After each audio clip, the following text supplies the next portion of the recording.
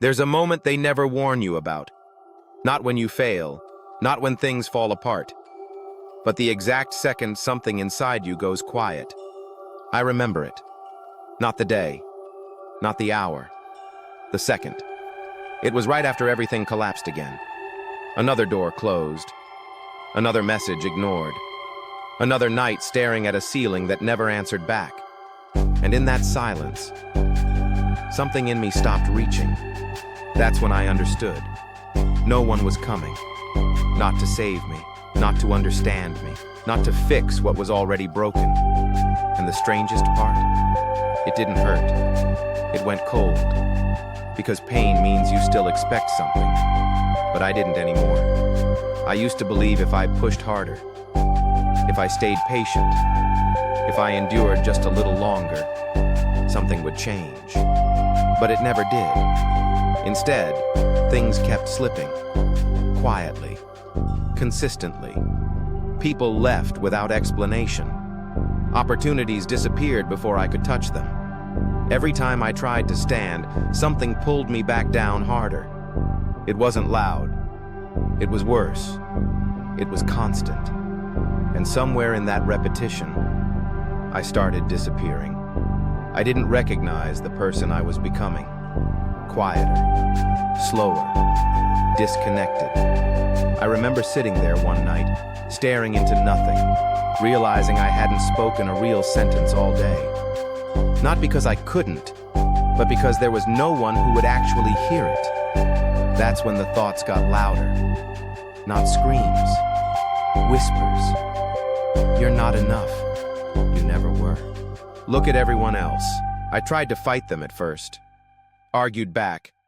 Tried to prove something. To someone. Even to myself. But failure has a way of wearing you down. Not all at once. Piece by piece. Until one day, I stopped answering. I just sat there, watching my own life like it didn't belong to me anymore. That was the lowest point. Not the kind people talk about. No audience, no sympathy, no dramatic moment. Just me, and the weight of everything I couldn't fix. And I wish I could say something changed instantly. That there was a spark, a sudden realization. There wasn't. What came instead was something darker. Anger. Not loud. Not explosive. Cold. Controlled. Quiet. It didn't point at the world.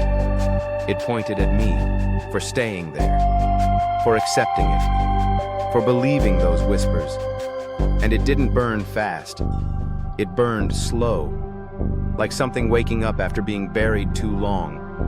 For the first time in a long time, I felt something real. Not hope, not happiness, clarity. I started noticing patterns I ignored before. Every loss showed me something I refused to see. Every rejection exposed something I depended on. Every silence revealed how much I was waiting for things that were never coming. I wasn't being destroyed. I was being stripped. Everything I thought I needed, gone. Everything I leaned on, gone. And for the first time, I had nothing left to lose. That's when it shifted. Not outside, inside. I stopped waiting, stopped explaining, stopped needing anyone to understand what I was doing, because they never would. This was never their fight. It was mine. I started rebuilding, quietly. No announcements, no validation, no one watching, just showing up. Even when I didn't feel like it. Especially when I didn't feel like it, because that's where it changed. Not in motivation, in discipline. Days passed where I felt nothing. Days where everything in me wanted to fall back into that darkness. And sometimes I did. But I didn't stay there anymore. That was the difference. I didn't stay. And slowly, something started forming again. Not who I used to be. That version was gone. This was something else. Sharper. Colder. more focused. I stopped chasing approval, stopped comparing myself to people who never lived what I lived, stopped explaining my path to people who never walked it, because I had seen something they hadn't. I had seen what happens when everything is taken from you, and you're still there, breathing, standing, moving. That changes you. Now, when things fall apart, I don't panic, because I've been lower. When people doubt me, I don't react, because I've heard worse from my own mind. When life hits harder, I don't break the same way, because I've already rebuilt myself from nothing once. And that's something no one can take from me, because I earned that version of myself.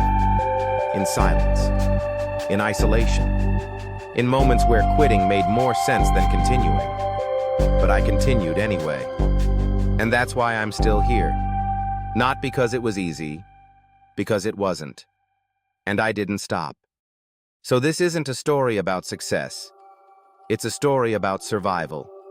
About becoming someone who doesn't collapse the same way twice. Because once you've lost everything and built yourself back up, you stop fearing loss. You understand it. You control it. You use it. And now, if life wants to test me again, if it wants to take more, if it thinks it can break me the same way it did before, it's too late. Because the person it once destroyed doesn't exist anymore. I buried that version myself. And what came out of that darkness doesn't need light to survive.